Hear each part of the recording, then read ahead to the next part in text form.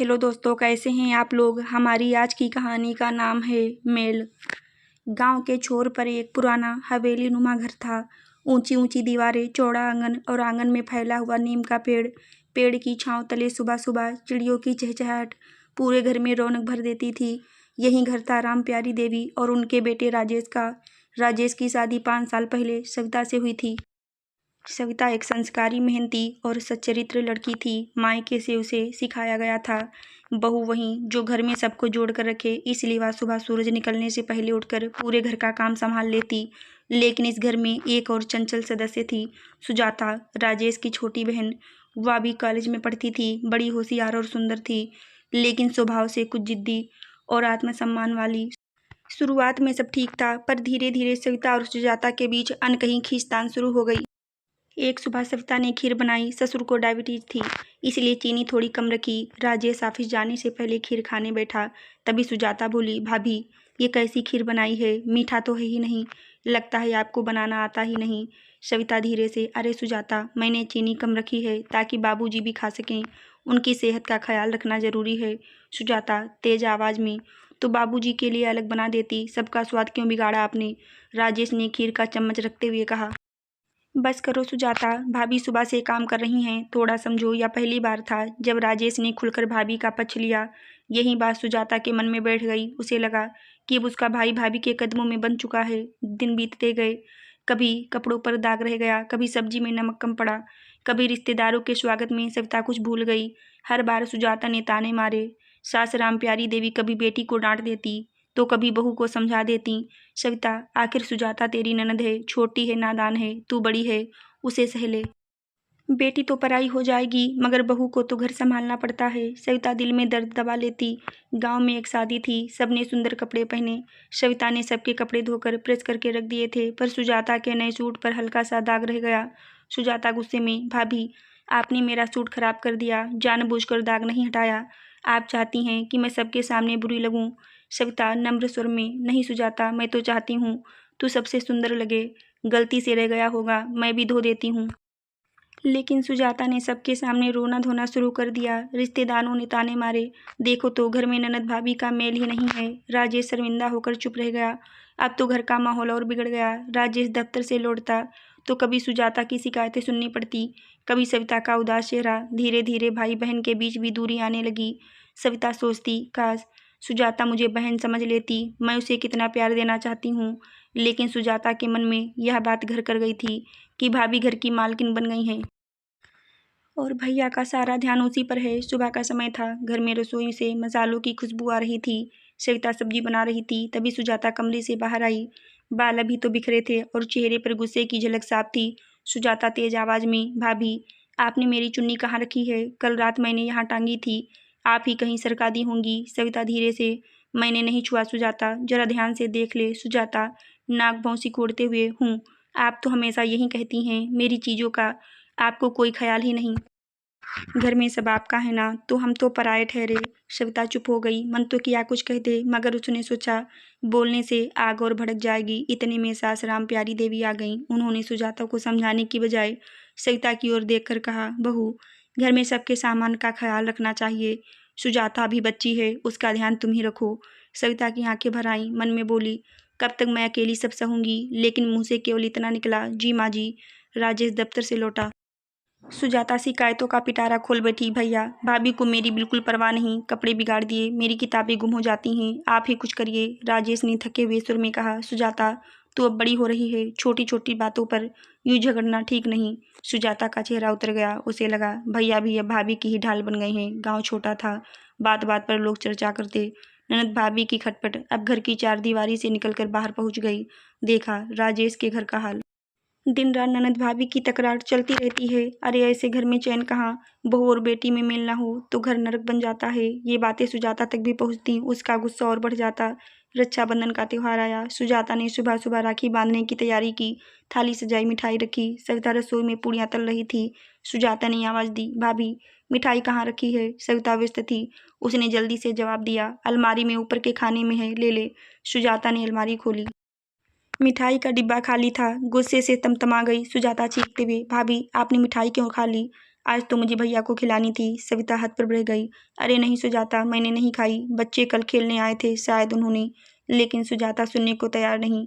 उसने सबके सामने भाभी पर इल्जाम लगा दिया। आप चाहती हैं कि मेरे और भैया के बीच प्यार ना रहे, इसलिए मिठाई छुपा ली। राजेश ने सख्ती से कहा। बस करो सुजाता, हर बात पर भाभी को दोष मत दो। अगर ऐसी ही बातें करती रहोगी तो मेरा मन ही दुखी हो जाएगा। राजेश का यह कठोर स्वर सुजाता के दिल में तीर की तरह चुभ गया। उस रात सुजाता बहुत रोई। सोचा, भैया आप सच में भाभी के हो गए हैं। मेरे लिए उनके दिल में जगह ही नहीं बची। दूसरी ओर सविता भी अकेले आंगन में बैठी सोच रही थी।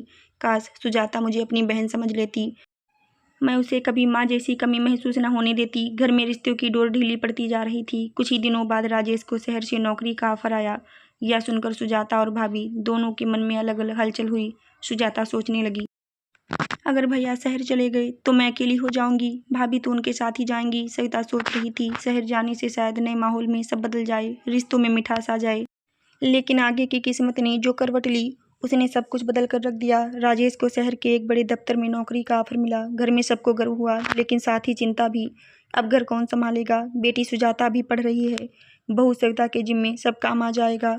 रामपारी देवी बोली, राजेश तू चाहे शहर चला जा, मगर अपनी बीवी को साथ मत ले जाना। हमें भी तो बहू की जरूरत है। सविता यह सुनकर चौंक गई। उसने कभी कल्पना नहीं की थी कि पति के साथ जाने की बजाय उसे यहाँ रोक दिया जाएगा। सुजाता के मन में यह बात और चुभ गई। भैया अगर भाभी को शहर ले गए तो मैं बिल्कुल अकेली हो जाऊंगी। सुजाता कॉलेज से लौटी, माँ बेटे की बातें सुन चुकी थी। उसने सीधा भैया से कहा, सुजाता रोते हुए, भैया अगर आप भाभी को अपने साथ ले गए तो मेरा क्या होगा? आप जानते हैं ना मुझे भाभी से मतलब। उसने वाक्य अधूरा छोड़ दिया। राजेश समझ गया कि बहन को असुरक्षा है। सुजाता तू चिंता मत कर, भाभी जहाँ भी रहेगी तेरे लिए हमेशा बहन जैसी ही होगी। लेकिन ये समझाए सुजाता के मन को ना भाई। शहर जाने की तैयारी में घर के अंदर हलचल थी। राजेश को अगले महीने जाना था। सविता ने सोचा, शहर जाने से शायद सुजाता और मेरा रिश्ता सुधर जाए। अगर वह मेरे साथ रहे तो मैं उसे दोस्त की तरह अपना सकती हूँ। लेकिन सुजाता के मन में आग जल रही थी।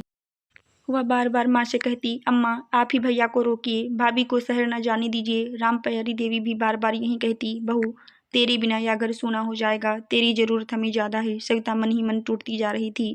दीपावली का त्यौहार आया। घर सजाया गया, दियों की कतारें लगीं। सविता ने पूरी मेहनत से मिठाई नमकीन सजावट सब किया।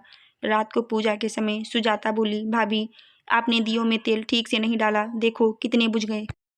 सविता ने शांत स्वर में कहा, हवा तेज है सुजाता, मैं भी ठीक कर देती हूँ। पर सुजाता ने सबके सामने कहना शुरू कर दिया, आपको पूजा की भी समझ नहीं। शहर से आई गई तो होंगी, पर इस घर की परंपरा का ज्ञान आपको नहीं है। राजेश का चेहरा उतर गया। सुजाता हर बार तू बेवजह भाभी को दोष क्यों देती है?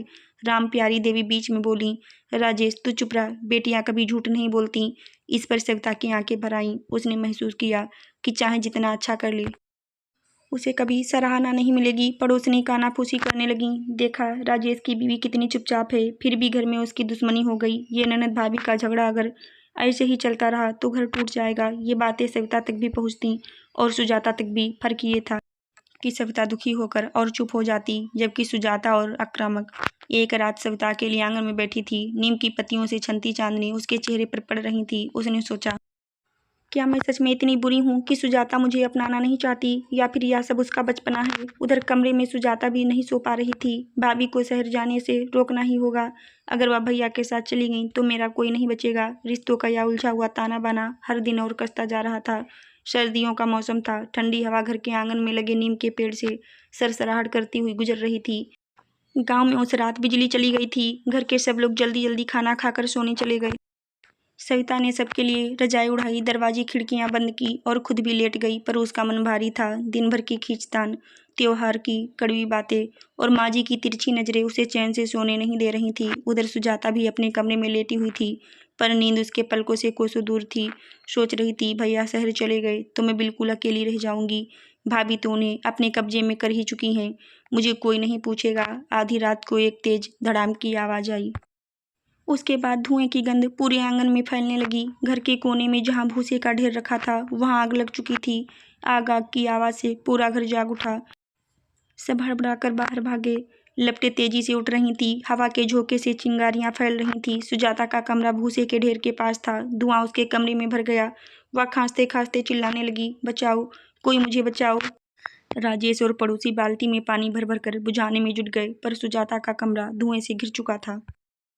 कोई अंदर जाने की हिम्मत नहीं कर पा रहा था। तभी सविता ने बिना कुछ सोचे समझे अपनी ओढ़नी मुंह पर बांधी और धुएं में कूद पड़ी। सब चिल्लाए, बहू रुक जा, अंदर मत जा, जान चली जाएगी। लेकिन सविता दौड़ती हुई कमरे में पहुंची। सुजाता फर्श पर गिर पड़ी थी, सांसें तेज चल रही थी। सविता ने उसे उठाया और जैसे तैसे खींचते हुए बाहर ले आई। सुजाता को बाहर आते ही खांसी का दौरा पड़ा। राजेश ने उसे बाहों में लिया। माँ जी ने सिर पर हाथ रखा, लेकिन सबकी नज़र सविता पर पड़ी। उसके हाथ जल गए थे, चेहरा धुएं से काला पड़ गया था, पर आंखों में केवल संतोष था कि उसने अपनी ननद को बचा लिया। सुजाता रो पड़ी। उसने भाभी का हाथ पकड़ लिया। सुजाता आंखों में आंसू लिए, भाभी आप मुझे बचाने के लिए अपनी जान तक दांव पर लगा दी, और मैं तो हर वक्त आपको ताने देती रही।